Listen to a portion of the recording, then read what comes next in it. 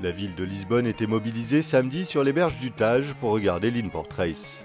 Avec 2 étapes au large et 3 Inport Race restantes, les opportunités de marquer des points s'amenuisent rapidement pour les concurrents.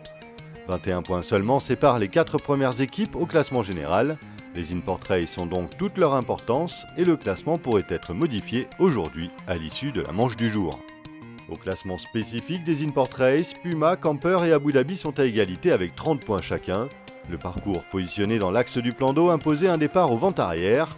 Telefonica a essayé de pousser Puma à la faute, ce qui leur a finalement valu une pénalité pour avoir navigué au-dessus de la route directe.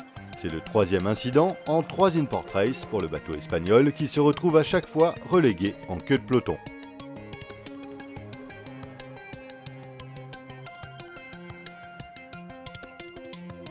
Le premier bord de vent arrière était une belle bataille d'empannage. Camper et Groupama ont échangé leur position de leader à 4 reprises, le côté droit du plan d'eau étant favorable à chaque fois.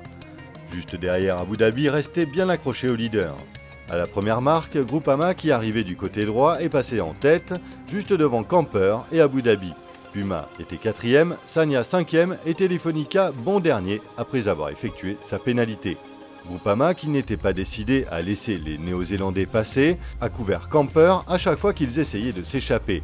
Abu Dhabi choisissait l'autre côté du plan d'eau avant de recroiser devant Camper, qui avait alors perdu beaucoup de terrain sur Groupama. La bagarre pour la seconde place a finalement tourné à l'avantage de Camper après qu'Abu Dhabi ait été gêné par un bateau spectateur.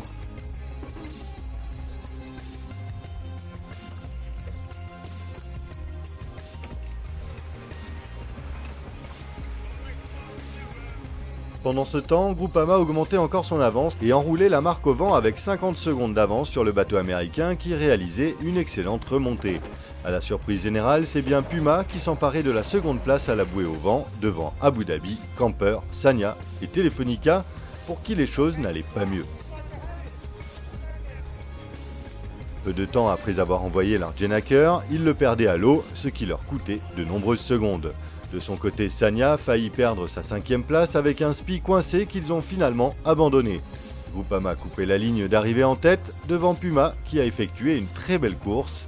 Camper s'adjugeait la 3e place devant Abu Dhabi et Sanya qui a réussi à sauver sa 5e place. Les Espagnols terminaient encore une fois derniers.